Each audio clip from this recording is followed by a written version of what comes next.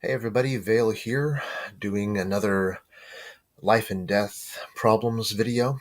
I'm coming off of attending the Jin Chen tournament yesterday on Sunday, and it was a well-attended tournament here in Seattle. And I've got a couple of games to review. Unfortunately, I did not do as well as I expected to do. And nevertheless, hopefully, on Wednesday, I'll have one of the games up and we'll be able to take a look at what went wrong, hopefully. One was exceptionally close, and the other was a resign. But for now, let's pay attention to the problems on the board that you see. And we're doing some more advanced problems here. Problems with goals, problems with themes. So the themes that we're looking at today are these four problems, and I know what the themes are, and I'm going to share them with you. They're here in the text. We're actually going to start in the bottom left and work our way counterclockwise here. I do not know the answers to these, but I do know the theme. So here in the bottom left, making effective use of cuts. So this is white to play. So I will go ahead and pause the video. I suggest you do too. And remember, these are all life and death problems. So pause the video, take a look at what you think each correct move is. We've got effective cuts, finding useful threats down here in the bottom right. Up in the top right, we have being prepared to make sacrifices with black to play. And then this is the most advanced one. This is why we're doing it in reverse order like this. This one is finding the correct goal. What exactly do we want to do? What is our aims? So go ahead and pause the video. I will do the same, and I will take a look at what we have here, and hopefully we will find the right answers. Okay, welcome back. Hopefully you've spent a few minutes looking at these problems. They are a little more organic, a little more advanced than some of the things we did last week. And the week before that, we've been kind of looking at basic shapes and doing some fundamental rudimentary problems. These problems were intended to teach us certain techniques that are useful in life and death problems. So let's take a look and see what we found out about this cutting problem here. Here's what I came up with. I think the best cut is here. And for the reason as follows. At first I wasn't sure, because after this Atari,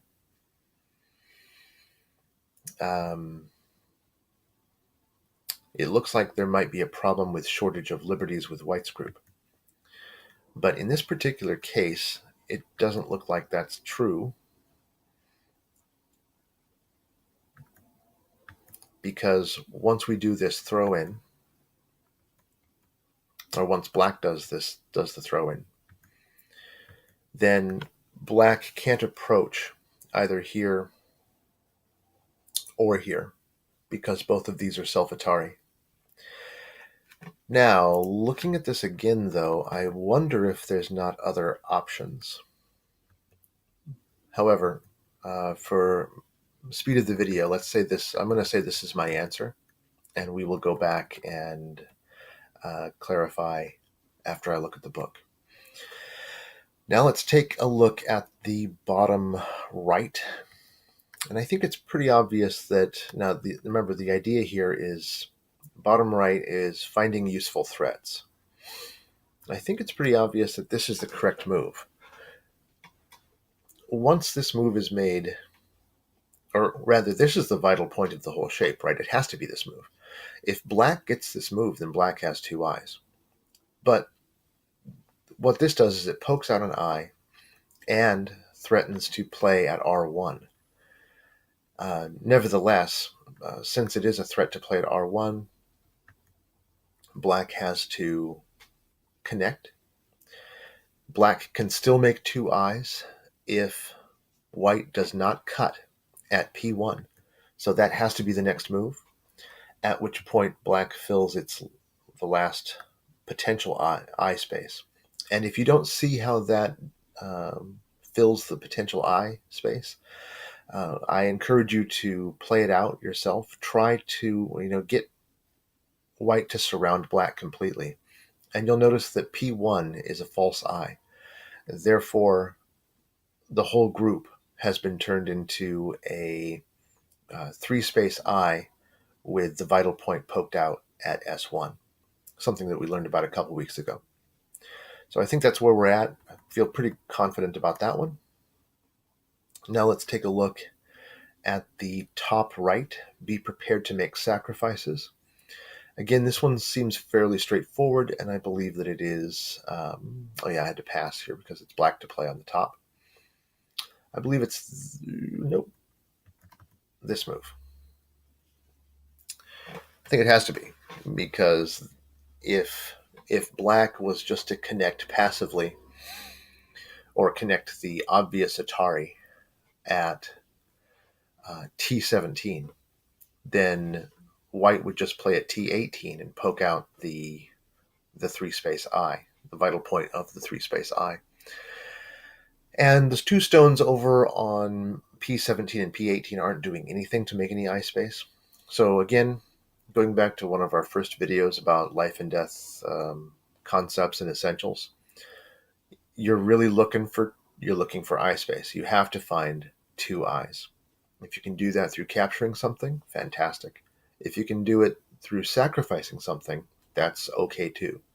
So this is I think it has to be the only move. After this move, white will probably capture, maybe not, but probably if it's endgame. Black can capture back, but honestly, as far as endgame is concerned, this isn't an endgame video. But now that I think about it, black would probably play here at Q18, because that's got to be the bigger move than just taking 1 point here. So that is my answer there. And now we get into this interesting top left, which, if you recall, was all about finding the correct goal. And I had to stare at this one for quite a while, trying to figure out what it was asking. And it's black to play. And so if you look at it long enough, you realize black has a number of different things that black can do. One would be to connect here and kill the 4 stones in the center, or in the middle of the group there, which I think would probably lead to white playing here, trying to get enough ice space to save his string on the top. And black can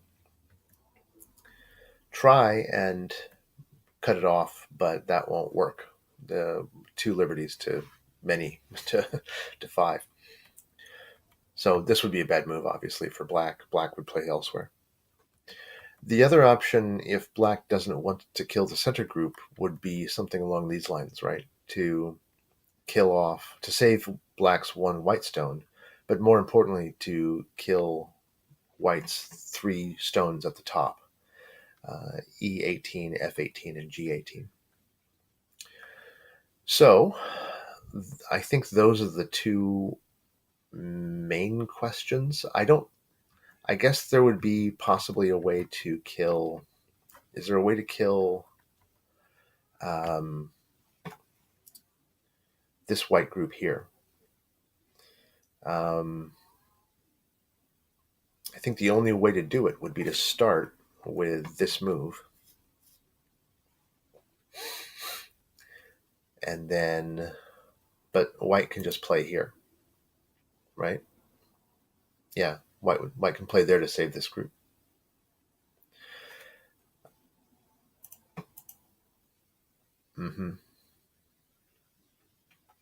Yeah. So let's pause again, and I will come back with the answers.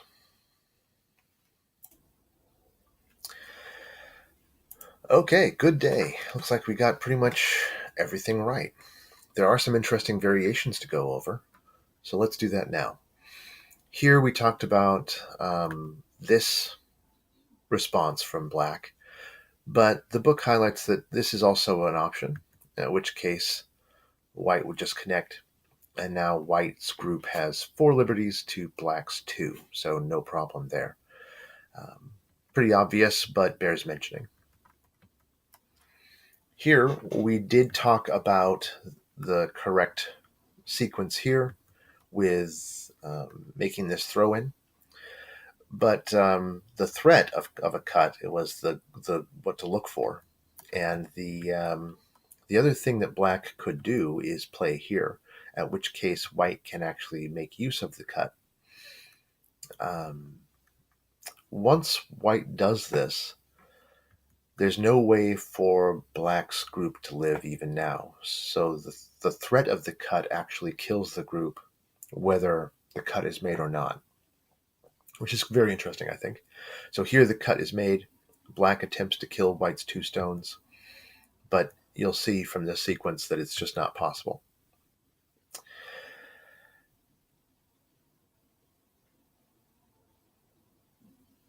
Interestingly, there's still a cut here. I wonder how that works.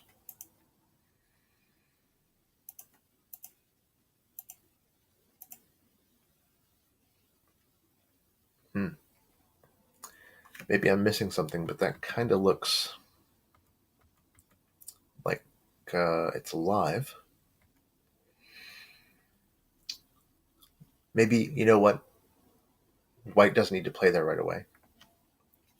That's what it is. White would first fill in everything else. There's nothing black can do here, right? And then after, in the end game, well, I mean, this group's dead. But if black questioned it, yeah, that's right. So white would just fill in everything first. Okay. See, it's those subtle things, though. It's those kinds of things that get me in trouble. That's why I lose tournaments. Okay, let's talk about this one up here. We were absolutely right.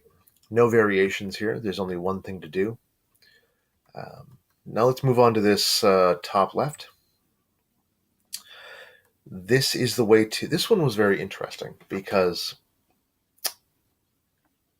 oftentimes the board is messy and you don't exactly know what you need to do, what's bigger. And this problem was very illuminating to me. There's a lot of continuations. There's a lot of variations in this. I'm not going to go over them. Suffice to say that this move has the goal of killing this group here, whereas this move kills these stones here.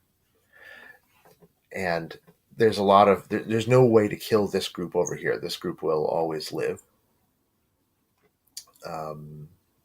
Mistakes can be made where that's not true, but we're not going to talk about that. We're going to talk about optimal play. Black needs to make a decision which one to kill. Now, right off the bat, I thought this was the better move. But as it turns out, this is. And the reason is that this move actually makes some cash. Once these stones die, black has territory here. And 3 dead stones. Whereas in this sequence, black does kill these stones, but white manages to retain his territory on the top. It's not much, but it's a bit of territory up here. And this is the only profit that black makes. Even in the other scenario, even when black kills these stones, he already has strength. He has influence toward the center of the board. Here, there's no change. Even though white is able to keep his stones in here, black still has influence. So what is black gaining from making this move? A little bit, but not nearly as much as this move, or rather as this move. This move is the more valuable. So that, I think, was the most interesting problem, because it shows in a messy situation what is more important. So hopefully you enjoyed that. Um, four different problems, highlighting different techniques and different skills to use in life and death problems: cutting, threatening to cut, sacrificing the right things, and knowing what to go after. So I thought that was really interesting. And we'll have an end game problems up in a few minutes too. And then on Wednesday, I'll be reviewing my first game from the Jin Chen tournament here in Seattle. So I hope you enjoyed that. If you have any comments or if you'd like to subscribe, please feel free. And I will see you next time. Take care.